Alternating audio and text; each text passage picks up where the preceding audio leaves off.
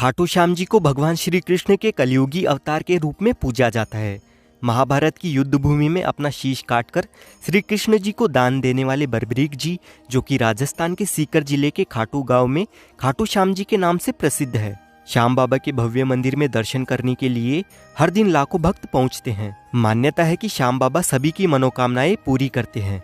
कहते हैं कि जब आप हर जगह से हार जाए तो एक बार इस दिव्य दरबार में जरूर आइए। यहाँ पर दर्शन करने से आपके सभी बिगड़े काम बन जाते हैं। जैसे जैसे कलयुग बढ़ रहा है वैसे ही श्याम बाबा के भक्त भी बढ़ते जा रहे हैं। जो कोई भी खाटू श्याम जी को दिल से अपना मान लेता है, खाटू नरेश उसके सारे कष्ट हर लेते हैं। तो खाटू श्याम जी के दर्शन करने के लिए आप कैसे आ सकते हैं? मंदिर में दर्शन करने के बाद आप और कौन कौन से दर्शनीय स्थल पर जा सकते हैं? खाटू में रहने की और खाने पीने की क्या क्या सुविधा उपलब्ध है? कितना आपका खर्चा हो सकता है? दर्शन और यात्रा में आपको किन किन बातों का विशेष ध्यान रखना है? इस खाटू श्याम जी की यात्रा में हम आपको संपूर्ण जानकारी देने वाले हैं, तो वीडियो को बिना स्किप किए पूरा जरूर देखना। तो चलिए हमारी यात्रा को शुरू करते हैं, लेकिन इससे पहले आप कमेंट बॉक्स में जय श्री श्याम जरूर लिखें। खाटू श्याम जी के मंदिर तक आने के लिए ट्रेन के माध्यम से सबसे पहले आपको जयपुर रेलवे स्टेशन तक आना होगा। वैसे तो खाटू का नजदीकी railway station rings railway station पड़ता है। अगर आपके यहाँ से रिंगस रेलवे स्टेशन के लिए डायरेक्ट ट्रेन नहीं आती है तो आप जयपुर जंक्शन तक आ जाइए। जयपुर जंक्शन सभी प्रमुख शहरों से वेल कनेक्टेड है और जयपुर से खाटू श्याम जी जाने के लिए बसेस के थ्रू बहुत ही अच्छी कनेक्टिविटी भी है। लेकिन अगर आप रिंगस आ रहे हैं तो रिंगस से खाटू श्याम जी का मंदिर सिर्फ 16 किलोमीटर के डिस्टेंस पर ही लोकेटेड है। रिंगस रेलवे स्टेशन के बाहर आपको खाटू जाने के लिए सवारी जीप मिल जाती है, जिसका किराया 50 रुपए रहेगा। वैसे ज्यादातर लोग जयपुर के रेलवे स्टेशन से होते हुए ही आते हैं। अगर आप भी जयपुर जंक्शन से आते हैं तो आपको रेलवे स्टेशन से ई रिक्शा में 20 रुपए देकर 1 किलोमीटर के डिस्टेंस पर स्थित सिंधी कैंप बस स्टैंड पर आ जाना होगा। यहाँ से आपको खाटू जाने के लिए बहुत सारी राजस्थान रोडवेज और प्राइवेट बसेस मिल जाएगी। यहाँ पर आप देख सकते हैं कि ये खाटू श्याम जी का प्लेटफॉर्म है। ये प्लेटफॉर्म उन यात्रियों के लिए स्पेशल बना हुआ है जो खाटू श्याम जी के लिए जाते हैं। इस बस स्टैंड के अंदर और बस स्टैंड के बाहर प्राइवेट और गवर्नमेंट की बसेस सुबह 4 बजे से ही हर आधे से 1 घंटे में खाटू के लिए रवाना होती है। जयपुर से खाटू श्याम जी 80 किलोमीटर के दूरी पर है और गवर्नमेंट बस का टिकट 60 रुपए से लेकर 100 रुपए तक लिया जाता है। वहीं प्राइवेट बस में नॉन एसी के 100 रुपए और एसी बस के 120 रुपए का किराया लिया जाता है। लगभग 2 घंटे का सफर तय करते हुए हम खाटू श्याम जी के बस स्टैंड तक पहुंच जाते हैं और इस बस स्टैंड से खाटू श्याम जी का मंदिर मात्र 1 किलोमीटर की दूरी पर स्थित है। बस स्टैंड से बाहर आते ही सबसे पहले आपको ये वाला प्रवेश द्वार नजर आता है। इस द्वार को तोरण द्वार के नाम से जाना जाता है। यहाँ पर श्याम बाबा के भक्त नाचते गाते खूब एंजॉय करते हुए फाल्गुन महीने के मेले के दौरान 11 के दिन सभी भक्त निशान लेकर रिंगस से खाटू श्याम जी तक 18 किलोमीटर की पैदल यात्रा करते हैं और इस तोरण द्वार के पास आकर श्याम बाबा को स्मरण करते हुए उनके दर्शन करने के लिए जाते हैं। मंदिर की ओर जाते वक्त आपको रास्ते में बहुत सारी छोटी बड़ी प्रसाद की दुकानें नजर आएगी। इन दुकानों से आप भी प्रसाद ले सकते हैं। श्याम बाबा को मिश्री, पेड़ा, चूरमा और गुलाब के फूल प्रसाद के तौर पर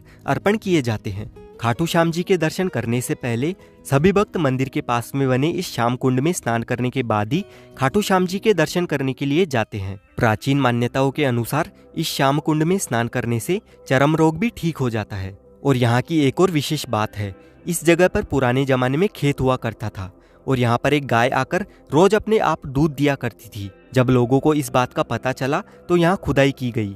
तब 30 फीट नीचे महाभारत कालीन बर्बरीक जी का शीश प्राप्त हुआ था। बाद में लोगों ने उस शीश को राजा रतन सिंह जी को सौंप दिया। फिर बाद में कार्तिक माह की एकादशी को शीश मंदिर में सुशोभित किया गया, जिसे बाबा श्याम के जन्मदिन के रूप में मनाया जाता है। मूल मंदिर 1027 में रूप सिंह चौहान और उनकी पत्नी नर्मदा कंवर द्वारा बनवाया गया था। अगर आप खाटू श्याम जी के दर्शन सबसे नजदीक से और अच्छी तरह से करना चाहते हैं तो बैरिकेड में बनी हुई सबसे पहली वाली लाइन में आपको जाना होगा।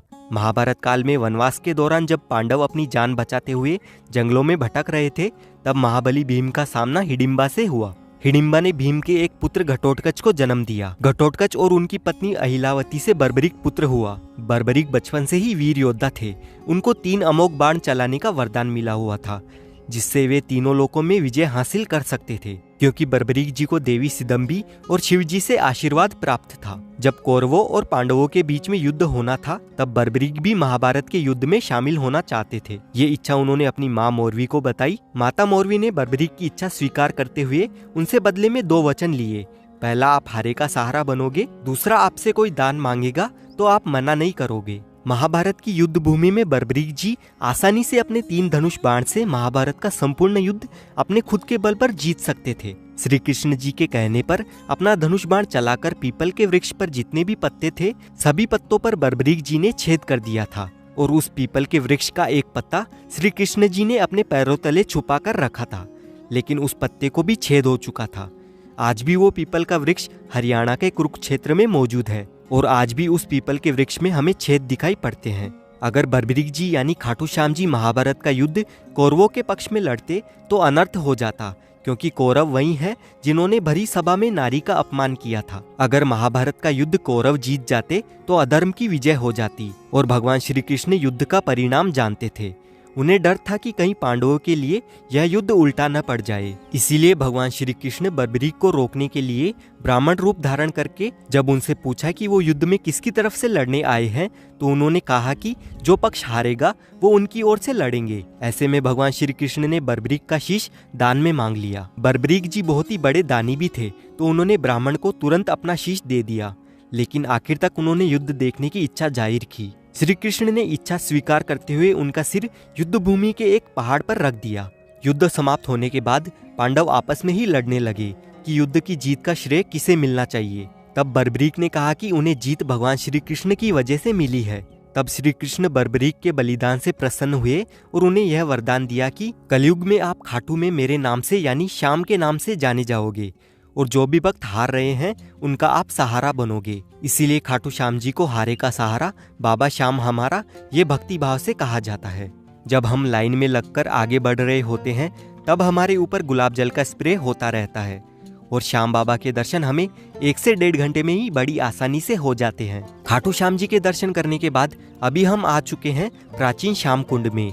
ये वही प्राचीन श्याम कुंड है जहाँ से खाटू श्याम जी का शीश प्राप्त हुआ था। पहले सभी भक्त इस प्राचीन कुंड में स्नान किया करते थे, लेकिन भक्तों की संख्या अधिक बढ़ने के कारण प्राचीन कुंड के पास में ही नया कुंड बनाया गया था और प्राचीन कुंड से ही इस वाले नए कुंड में पानी निरंतर आता रहता है। इस प्राचीन कुंड के बारे में बहुत सारे भक्तों को मालूम नहीं है, तो यहाँ पर भी आकर आप दर्शन जरूर करना। खाटू श्याम जी के मंदिर के पास में ही श्याम वाटिका स्थित है। इस जगह पर श्याम बाबा के परम भक्त आलू सिंह महाराज जी की समाधि स्थली है। आलू सिंह महाराज जी वही हैं जिन्होंने ब्रिटिश राज के दौरान लोगों में श्याम बाबा के प्रति भक्ति की लहर जगाई थी, जो आज भक्ति का महासागर बन चुका है। आलू सिंह महाराज जी का विवाह सवाई माधोपुर के राजावत परिवार की कन्या से हुआ था। बाद में उनकी पत्नी का देहांत होने के बाद उन्होंने अपना पूरा जीवन श्याम बाबा की भक्ति में बिता दिया था। खाटू नगरी में आपको खाने पीने की कोई भी कमी नहीं होने वाली है। यहाँ पर बहुत सारे रेस्टोरेंट्स बने हुए हैं जहाँ पर आपको 60 रुपए से लेकर 100 रुपए तक वेज थाली मिल जाएगी और यहाँ पर आपको बहुत सारे मिष्ठान भंडार भी नजर आएंगे जहाँ से आप मिठाई, चूरमा, रबड़ी, मालपुए, मावा कचौड़ी, इस तरह के सभी व्यंजन आप कम रेट में यहाँ पर एंजॉय कर सकते हैं। यहाँ पर खाने पीने की बढ़िया बढ़िया चीजें मिल जाती है। अगर आप श्याम बाबा के दरबार में रुकना चाहते हो तो तोरण द्वार से मात्र 100 मीटर की दूरी पर वृंदावन धर्मशाला मौजूद है। यहाँ पर आपको एसी हॉल जिसमें 15 से 20 लोग रह सकते हैं उसका 24 घंटे का चार्ज 2000 रुपए का रहेगा और नॉन एसी हॉल का 1400 रुपए।